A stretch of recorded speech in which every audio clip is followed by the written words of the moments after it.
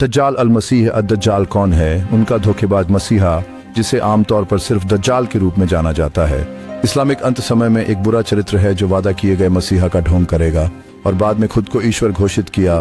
क़यामत के दिन से पहले प्रकट होगा। इस्लामी अंत समय की कथा के अनुसार दज्जाल शब्द का उल्लेख कुरान में नहीं है, पर उसका वर्णन हदीसों में किया गया है।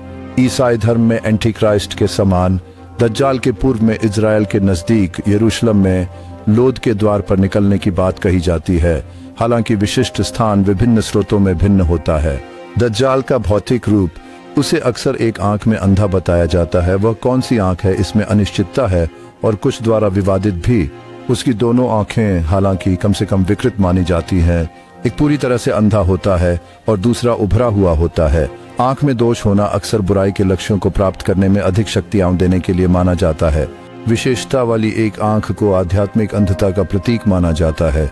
इस प्रकार दज्जाल, जो ईश्वर के अंतर्निहित पहलू को नहीं समझ पाता, केवल ईश्वर के पारलौकिक पहलू को ही समझ सकता था।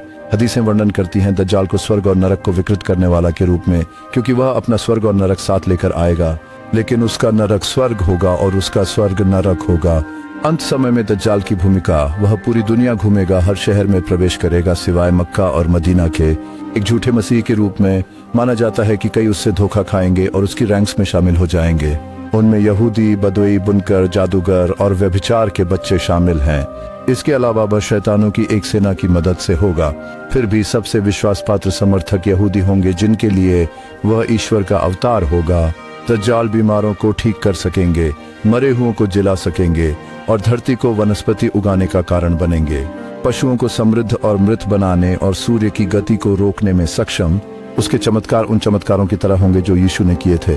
कुछ सुन्नी मुसलमानों ने कहा है कि दज्जाल एक व्यक्तिगत आदमी है और जब दज्जाल आएगा तो वह 40 दिनों के लिए रहेगा। पहला दिन 1 साल की तरह, दूसरा 1 महीने की तरह, तीसरा 1 हफ्ते की तरह और उसके बाद के दिन जैसे सामान्य दिन।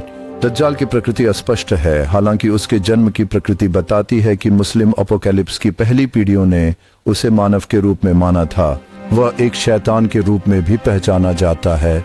इस्लामी परंपरा में मानव रूप में दज्जाल के प्रकट होने के कुछ समय बाद यीशु एक सफेद मीनार पर उतरेंगे, दमिश्क के पूर्व में, जिसे दमिश्क में उमैयद मस्जिद पर स्थित ईसा की मीनार माना जाता है। वह स्वर्ग से उतरेगा, केसर से हल्के रंगे 2 वस्त्र पहने और अपने हाथों को 2 फरिश्तों के कंधों पर टिकाए। सुन्नी हदीस के अनुसार दज्जाल को फिर यरूशलेम के पास लोद के द्वार तक पीछा किया जाएगा, जहां उसे ईसा मसीह द्वारा पकड़ा और मारा जाएगा। इसके बाद ईसा मसीह खुद ईसाई क्रॉस तोड़ेंगे, सभी स्वरों को मारेंगे, जिज्या कर को समाप्त करेंगे और सभी राष्ट्रों के बीच शांति स्थापित करेंगे।